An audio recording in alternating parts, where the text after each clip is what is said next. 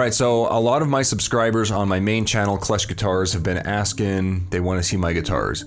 Now, the Klesh Guitars channel originally started out to be a guitar channel. That's what it was meant to be. However, as you know, it turned into something completely different, and now I kind of feel weird putting guitar stuff over there because it's like a treasure hunting and travel channel.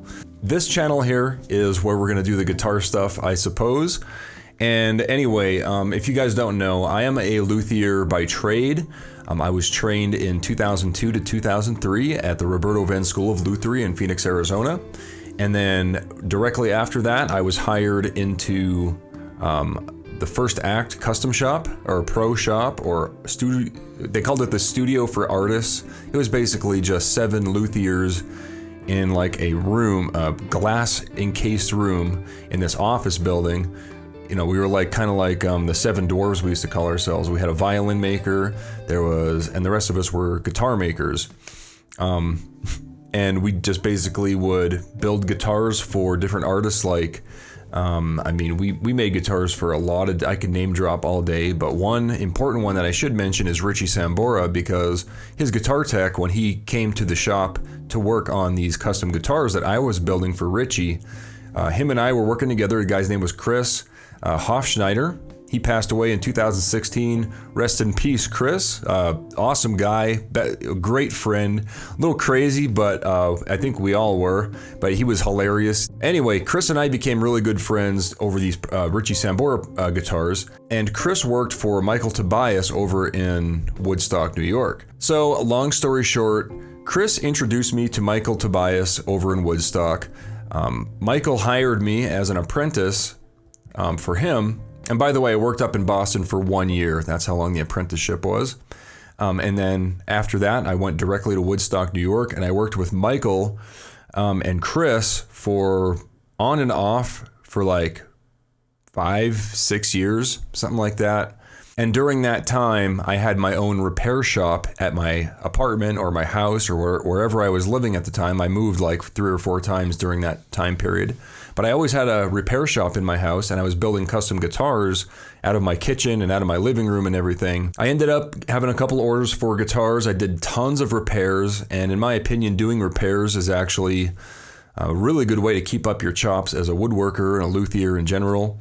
So I always had a repair shop. And I've been doing that since 2003. It is now 2020. However, in 2016, when I moved to Colorado from Pennsylvania, that's the last time I had a shop.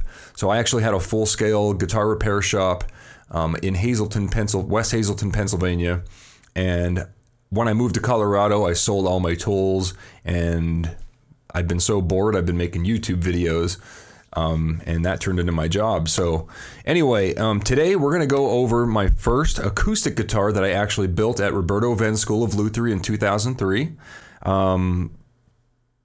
Can't really do it on this camera, so let's change camera angles. All right, here it is, the first acoustic guitar that I ever built. This is my student guitar from 2002 to 2003. It is an Orchestra model design acoustic guitar. I had to pretty much follow the guidelines for building this, including the bracing on the inside, the shape of the body, which is the Orchestra model, or the OM. However, I did have some creativity allowed when it came to the shape of the bridge itself. You can see it's kind of like pointy on the edges, and it's kind of shaped like a bat almost. I got to design that. And of course, everything here was made from scratch. The rosette itself, I was able to have some creativity there, so I decided on Bolivian rosewood strip in the middle. And that wood is the same wood taken from the sides and back of it, which we'll show in more detail here in a second. The bridge pins are also Bolivian rosewood.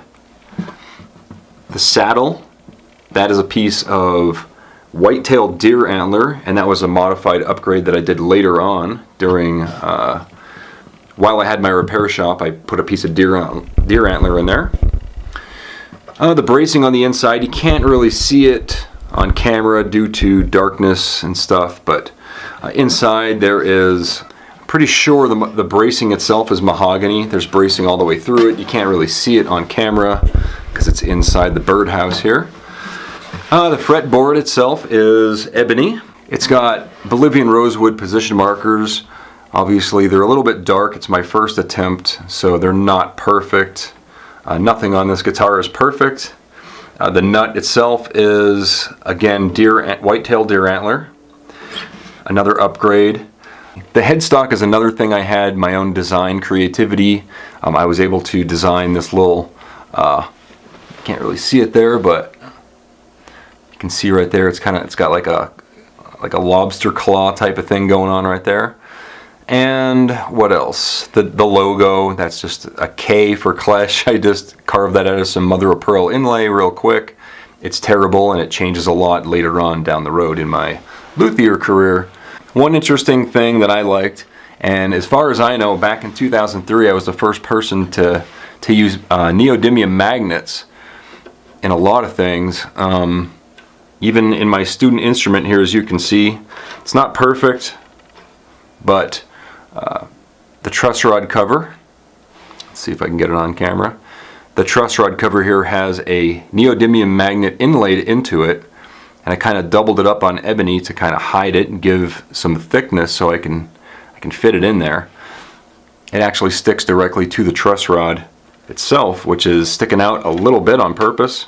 And this design is kind of bad, but it was a starting point, and then it just sticks right there. Just like that. The back of it, it is a mahogany neck. Might be able to see right there's a big ugly crack. Might be able to see right here is a big white streak. And then down here, there's a couple more white streaks. This neck, I actually had to replace the truss rod because the ones they gave us at school, that we were using at school, were really not that great.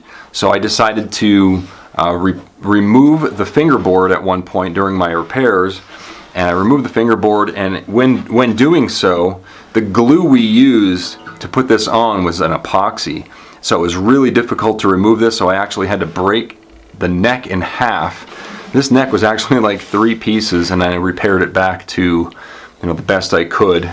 It's actually kind of a quicker job, but I just slapped it together and it is what it is. But let's get some more detail here on the back. This is all obviously hand carved stuff right here. I did most of this with a pocket knife, believe it or not, at school.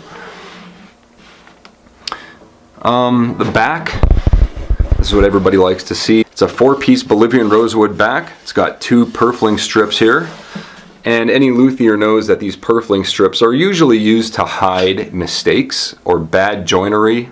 And that's kind of what these turned out to be. As you can see here on the end here, that's my seam, my curly maple binding. It's not that great. I don't think I did too terribly on the miters and everything, but it's not perfect. Again,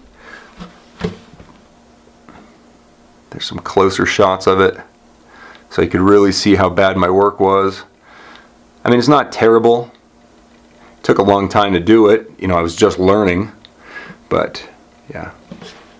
So this is a strap button and an output jack, because this is also an electric guitar. I did install a piezo pickup underneath here. It's a Fishman, so you can plug this in and play.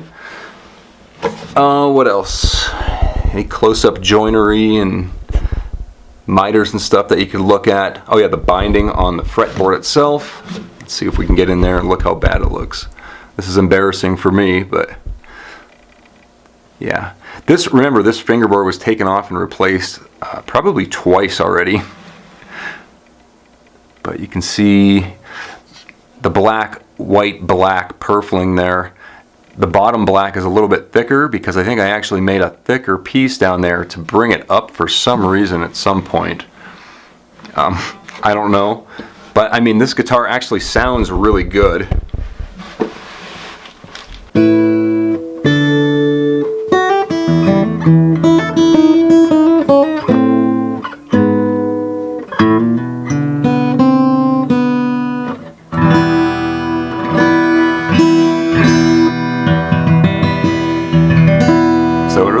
Some sound. Yeah, it sounds great. And that is my first attempt at an acoustic guitar. There it is.